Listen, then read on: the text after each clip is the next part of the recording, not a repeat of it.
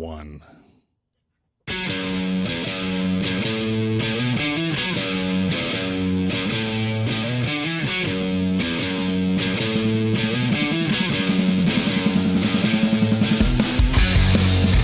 Yeah. Well, hey everybody, and happy Friday. It is another edition of Gnyp Gnop here on all your favorite podcast channels, YouTube, Facebook, and all that good stuff. I'm Greg Gnyp. I am your Gnyp, and my friend over here is the Gnop. Chris Uzinski. How are you, buddy? I am better than the average bear. How are you? Hey, you know what? I have absolutely no complaints going on today. It's just been one of those kind of days today. Well, welcome to day 1,468 of the lockdown. Yes, and the good news is my hangover has officially left the body. Good for you. Yeah, I just in time for happy hour. Well, funny we hear the word happy hour or the words happy hour because today I found myself another bottle of Frisky Beaver wine. Right. So I think I might be drinking some Frisky Beaver wine while we're talking to. If you haven't noticed, we have a guest today, and I'm very excited about our guest today. It's Mo Berg from the Pursuit of Happiness, but also known as an author, a professor, and a reviewer as well. So you've done all sorts of kind of like you've had fun through your life. I've had some fun opportunities. Yeah, it's been great. I got no complaints. You know, and it really, I mean, and people really got to know you back in 1988 with the release of Love Junk out on Chrysalis Records, what I learned a while ago. And you had three big singles from it. I mean, I'm an adult now. People still Thought I would just play a bit while we had it. Right, and it's so much fun because people hear that song today, and they still get put back into that same feeling as it was back in 1988. And then, of course, on the album you also had She's So Young and Hard to Laugh were the three singles. And when you released the album, did you think it was going to be this successful? Well, I had no idea. I mean, I guess. When we released I'm an Adult Now it was a weird way of doing things. We released it as a video like about a year and a half before that. And so we just did it like indie video and just handed it into Much Music with the idea that maybe they'd play it on City Limits or one of their indie shows. And then they put it in a full rotation. And so, so that was pretty great. We went from like complete obscurity to like, having this sort of national presence. And then people were coming up to us, we go into a record store, which, kind of did almost every day. And people say, well, people are in here asking where your record is. Like, do you have a record? And we said, no. So we went out and pressed a record, got some friends to make a jacket for it and, handed it out to the record stores on Queen Street and on Yonge Street. And they just all sold out. And so there was this guy at the record peddler who said, I'll take this over for you guys. And so he pressed it up and he sold out of it. And then Warner Brothers Records came and said, okay, we'll take this over. And so they remastered it and re-released it and got it to radio. And so it got started getting played on radio, and this leaked over into the States. And so, long story short, we got the record deal with Chrysalis Records in New York. So this had all been kind of building. It wasn't like we put out the record and was like, oh, I wonder if anything's going to happen. It had kind of already been building up to this point. And so, so I guess we had a feeling that, maybe some good things would happen because we were sort of on a sort of perpetual motion machine at the time. And Mo, how long between the video being released on Much Music to actually getting the Chrysalis deal and seeing actually distribution out there? Well, it took about, I'd say at least a year to get the record deal, a little bit more. So what was good about the time that, I'm an Adult Now originally came out is that there wasn't really anything going on, like no sort of like trend that was sort of like capturing the marketplace at the time. And it was a time when American record companies were really interested in Canada and weren't looking for, they were looking for something other than what they had, I guess. I think a lot of Canadian bands up to that were sort of Canadian versions of whatever was successful in America or in Europe. Whereas, you know, when you look at the kind of bands that were breaking around the same time as us, it was like us, the Cowboy Junkies, Tragically Hip, you know, the Grapes of Wrath, and all these bands were kind of different, not the exact same thing. We weren't all sort of playing the exact same style of music. Blue Rodeo would have been another one. And so it was a moment in time when American record companies were kind of like interested in what was happening. And so that was very helpful to us in terms of getting like an American deal. And a lot of Canadian bands started to get American deals around that time. Now, do you think though, you know, with back in the late 80s, early 90s, the Canadian sound, and there wasn't really, quote, you know, a Canadian sound that was so diverse, like you said. Now, do you think some of it had to do with the country so big, we're so sparsely populated compared to, you know, size? So, you know, like a band from Toronto would kind of have its own sound, but somebody out on the East Coast would kind of develop their own sound, and hence the reason why there wasn't like you know, somebody would go, oh, that's a Canadian band. You know, I mean, nowadays with Spotify and things like that, you know, it's a little bit, you know, it's easier to hear what's going on in Saskatoon or up in Nunavut or, you know, something like that. Sure. Yeah, you know, you're probably right about that. I mean, and there's been regional differences in sound, you know, in music, even, and like obviously in America has been the same sort of thing. I mean, music you hear on the West Coast is a lot different from music that you hear on the East Coast and the Heartland and the South. And so that was certainly true in Canada as well as true. And even in England, you'd hear those sort of regional differences. But yeah, it's true that, you know, mass media is so ubiquitous now that it's really, I'm not sure though those lines are probably being blurred a little bit now that, you know, you sort of, the music of the world is sort of at your fingertips now for almost anybody. So yeah, that's a pretty good theory you have.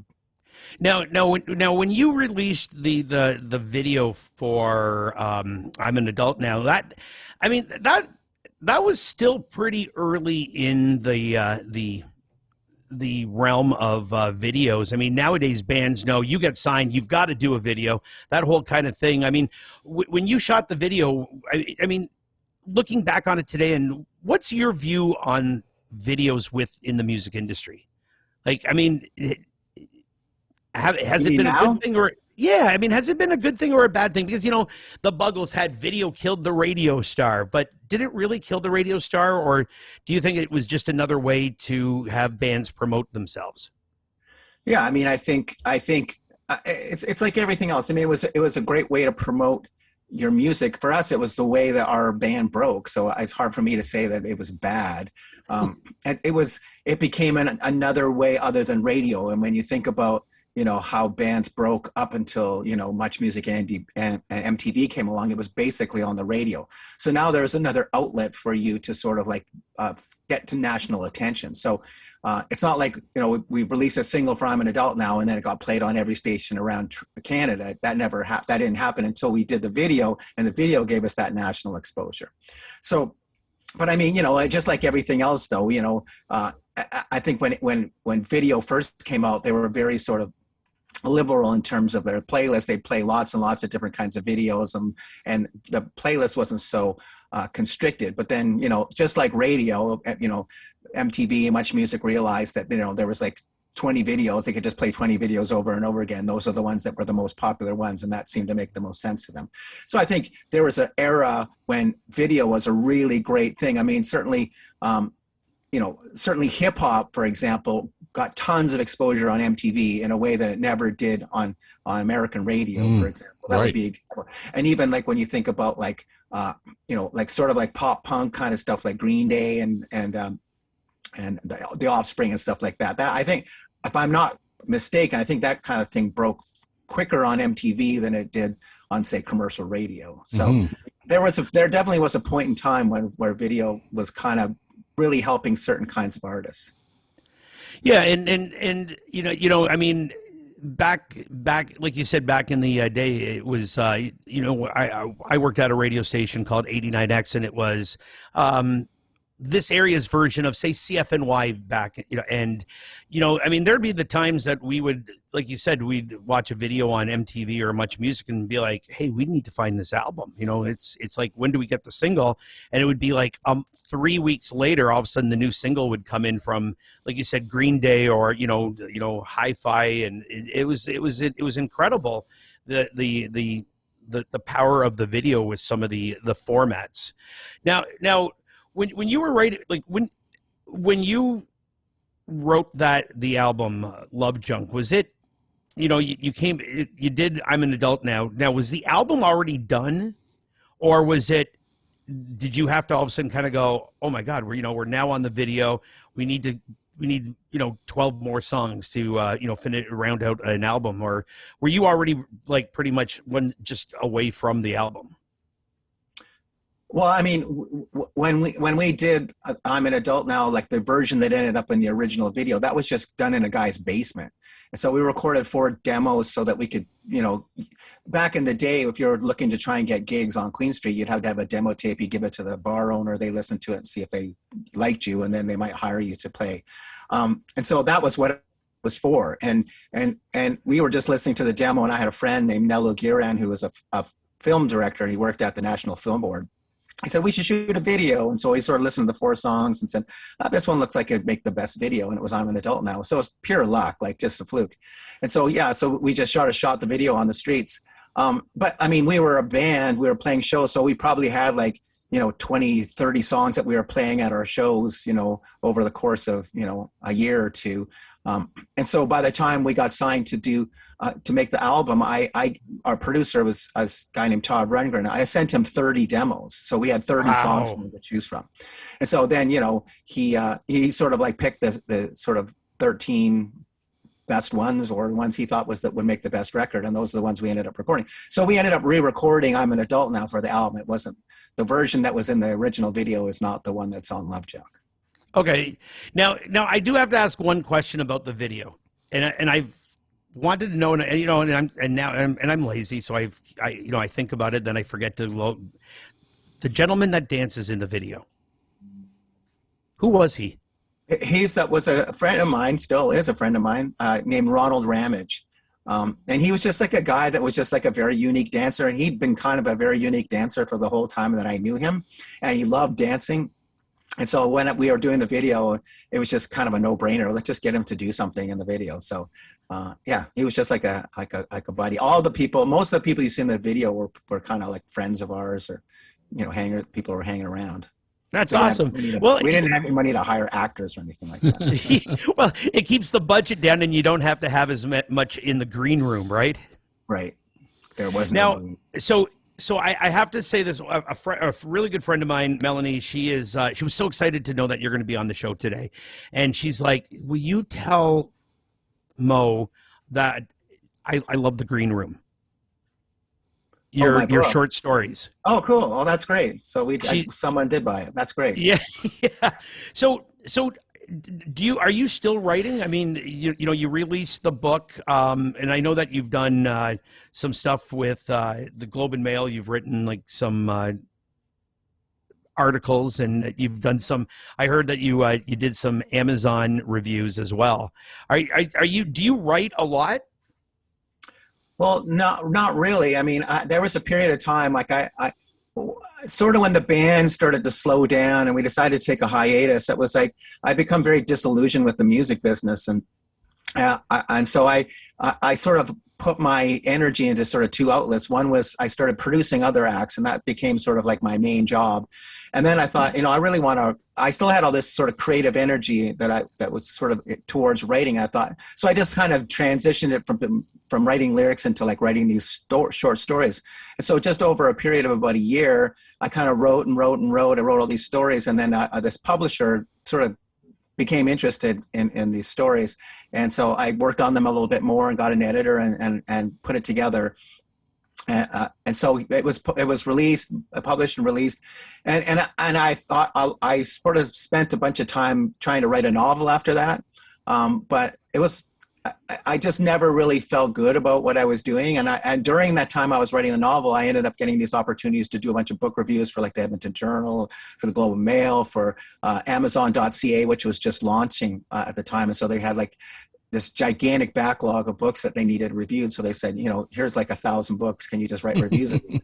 And so I was just kind of doing that to kind of get my writing chops up and just sort of make a tiny bit of money while I was trying to work on this novel. And then I kept producing, and then it's like, and then music just kind of retook over my life. I started to get more and more involved in production and be busier. And it's sort of like, I realized that's really what I'm supposed to be doing. I'm supposed to be doing music and not. And so I have a blog on my website, and I occasionally will write something for that. And so that kind of gets my, whatever itch I have for writing, that gets out through that. Well, what do you find tougher though? I mean, writing, say, even a short story, that's, you know, versus say writing a song. I mean, or is it a whole different beast? Oh, it's completely different. Yeah, it's completely different. I mean, yeah, I mean, there's writing a song is just kind of, the song can be kind of almost anything you want it to be, you know, whereas a book is, I mean, you know, a short story has like, there's certain kinds of, I don't want to call them rules, but there's certain kinds of things you need to do in order to sort of make that work. There's all kinds of ideas of like proper writing and, you know, story development and arc, and there's character development. A million things go into writing a story that, you know, a song can be, you know, kind of anything you want it to be. And there's not as many. I have self-imposed sort of ideas of form when I write a song, but you know, songs can be anything. Yeah, no, and which makes total sense. And well, and I also find that if you're writing a short story, there's that whole thing where it's like halfway through you can't really just all of a sudden change because you've just already done, you know, 1,000 words, and it's like you can't all of a sudden just go veer off to the side and completely change the story. At least with the song, there's ways to kind of break through and kind of change it up and tell the story in a shorter time. But now the one thing is, you're now teaching, or you've been teaching for a while at Fanshawe. That's got to be incredible to work with a bunch of young kids to, you know, here's, you know, somebody like you with such a long storied career, and these kids are learning from you. I mean, how did you get into becoming a professor? Well, like many things in my life, it just kind of happened accidentally. You know, it's like the video for I'm an Adult Now was kind of an accident, and you know, a lot of other things. You know, even producing, like production was just like, it wasn't even something I sought out either. A guy asked me if I'd produce his record, and I said sure, and I produced the record. And then someone else said, "Do you want to produce this record?" And I did that. And then a record company said, "Do you want to produce this record?" And so I just I just really enjoyed it, and that's how I kind of got in that. And so I just got cold called by this guy named Steve Mallison at Music Industry Arts in Fanshawe College, and he just cold called me and said, "We're looking for somebody to teach first year, you know, production. You know, are you interested?" And you know, another producer friend of mine had recommended me for the job, and so I just went and met with them, and I thought, well, why not just try this? Like, let's just give it a go. Let's see what happens. I just had my second kid. I thought it would be nice to have something maybe a little more steady happening. The band wasn't really playing, and I was producing, but I didn't, you know, producing is you're a contractor. It's like it's either feast or famine. So yeah, I just tried it, and I really liked it. It was fun. And it's just basically all the knowledge I acquired about record production and making music. I just was able to sort of relate it to the kids. And so I really liked it, so I stuck with it. Fun, you know, I'm a professor at St. Clair College, and I got to tell you, I find it so rewarding with the students these days. They're so animated and so willing to learn. You know, especially first or second year going into that, they're awesome. Just a quick question about being a producer. Is that a thing about gray hair? Is that I've been there, done that, and now I'm gonna kind of help you guys through this and get it on the album? Well, I mean, being a music producer is its own thing. It's not necessarily a gray hair thing. It's some people start producing records when they're like 19 years old. It's a skill. It's a skill set. It's like so it's not necessarily something that you have had to do a bunch of stuff beforehand to do it. It's like if you're kind of a musically astute person and you have a real understanding of how music works, and that's kind of the most important skill you need to have in order to be a record producer. It certainly, I came at it from more of a creative end than a technical end. I've sort of learned the technical end on the job more as it went. But in terms of like, how the job works, it's more about like, trying to get a great song and then, get a great arrangement in the song and then make sure everyone's playing something really good in the song and then sort of capturing a great performance, and often working with an engineer who's handling a lot of the sort of particulars about the technical end in terms of sound and stuff like that. But also having your own sensibility about sound, like how do you like things to sound your own self? And so you need to be able to guide the engineer the same way. So it's a very specific kind of skill that you need to do it. And it's not necessarily, all the years I spent making records and being a musician and thinking about music were obviously the things that allowed me to be a producer. But it's not like you have to be in the music business for 15 years before you can be a producer. Not a prerequisite. Yeah.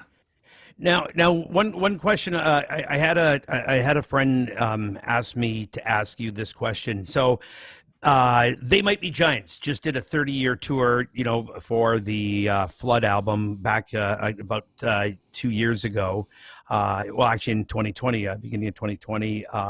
Now we're coming up to 35 years with Love Junk.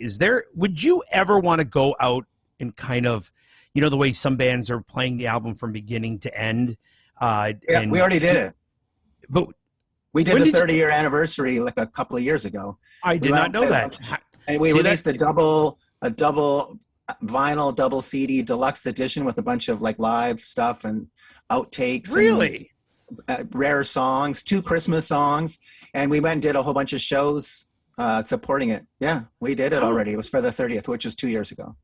Man, now I'm sad. Where are you guys? Like, where are you guys? I'm telling you, I am actually very sad. No, we're going to wrap things up in just a moment, but something I actually just learned about today, the Trans-Canada Highwaymen. Right. What a very cool project. That's kind of like, some Canadian royalty there. Chris Murphy from Sloan, Stephen Page from the Bare Naked Ladies. It was Craig from The Odds and you. Yeah. Now, really quickly, how did that come about, and would you do more with them? Well, yeah. So there's a guy named Jim Milan, and he's a theatrical director and producer. He put together like the Kids in the Hall, a theatrical show that happened a few years ago, and the Alton Brown one, the Mythbusters. He works with that astronaut guy, Chris Hadfield. Chris Hatfield. So he does all these sort of theatrical productions with all these guys. Penn and Teller would be another one. He worked on that Spider-Man thing on Broadway. And so he's a guy I've known for ages, and he's got me to work on a bunch of stuff with him. I was a musical director for this show he did called Hedwig and the Angry Inch. And he did a Scooby-Doo live production thing, and I wrote music for that, or performed music for that. So I've kind of been in his world. And so one day he called me up and he said, I'm thinking of doing this thing where we're getting sort of a bunch of Canadian songwriters of a certain vintage and going up on stage and playing and, talking a little bit and sort of turning it into a multimedia, sort of more theatrical production than just like 4 guys sitting on stools and telling stories. And so, so he contacted me and Craig and Chris and Steven. And so we just started working on putting together this sort of like theatrical presentation. We went out and did a show what's that winery that does this shows, Jackson Triggs, and it was just a blast. And so we put together a show with like interviews and like slides and stuff like that. And so we made a band, like a real band. Like we're not sitting on stools. Like we're all switching instruments, and we each play 4 of our own songs. And so we just switch back and forth between everything. And then we tell stories, and Chris and Steven are like insanely hilarious, and so it's a pretty fun night. So we did a run of shows, and then we just sort of spottily do shows, and we talk all the time. And once the pandemic ends, we're hopefully going to go and do some more stuff.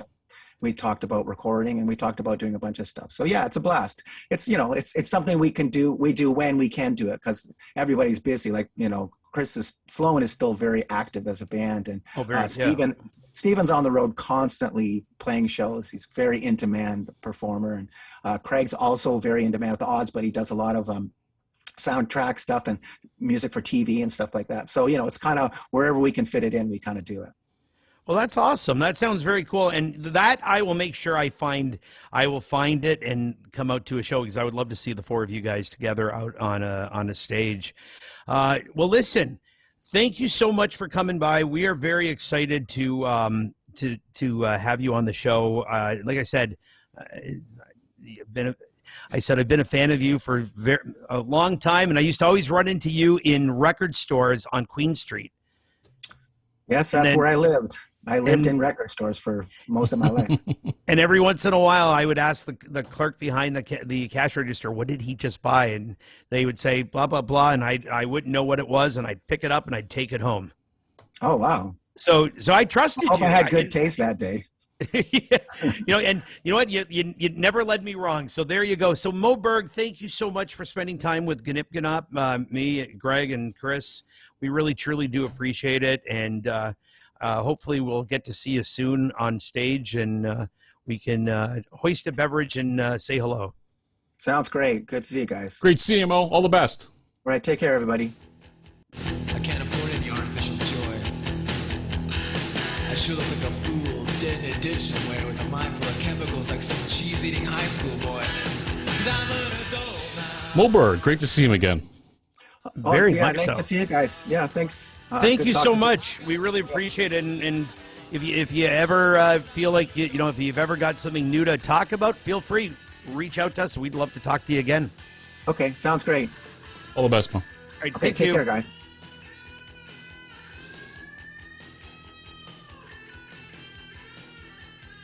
It's got to be late '88 that we worked with Pursuit of Happiness. Just after the album was released, we brought them down and did a show with them. Yeah, it was probably late '88, early '89 at the latest. It's got to be. It's got to be. Yeah. I was looking actually for the poster and some stuff earlier in the day, and then it's somewhere in the archives. The presidential library, as my wife calls it. I wish I had kept a lot of the stuff I did, because I'd put it in a box and then I'd move, and then put it in another box, and then I'd move, and then something would get spilled on it once in a move, and I'd have to throw out my Skinny Puppy at Windsor Arena poster. Yeah, right, exactly. Yeah, I still got a bunch of those. Right, and and I said for me, there was a couple of things I finally had to. There's a couple of things I finally had to kind of throw away, because my, I finally threw away my ministry, Jesus Built My Hot Rod motor oil, because it somehow sprang a leak. And I'm like, oh, motor oil dripping. That's not There you good. go. So, we've got a whole bunch of guests coming up on the show over the next number of weeks. Some really interesting stuff going on. We're actually going to dip into the world of theater. Which is exciting. Yeah, in the next probably 2 or 3 weeks from now. And then we've got some UK artists coming on. We've got some more Canadian artists coming on. So it's just been a real whirlwind of people who want to join us on the show and talk about the old days and some of their new projects. I mean, some really exciting stuff. Really, I think we're definitely looking forward to that. Absolutely. And I didn't even get a chance because we're really short on time. I was going to pitch Mo on doing I'm an Old Man Now, right? The updated version to the song, because I finally got a rhyme for prostate. Nice. Yeah, absolutely. What's your rhyme? Well, I'll tell you later. Oh, good. Okay. It's still a family show. Oh, yes, that's right. Anyway, this has been Gnyp Gnop for another week. Yep. And we'll see you guys all next week. Gnyp Gnop can be consumed virtually everywhere in the audio world. You have been listening to Chris Yazinski and Greg Gnyp. Wishing you guys all the best for... Peace. See you next Friday.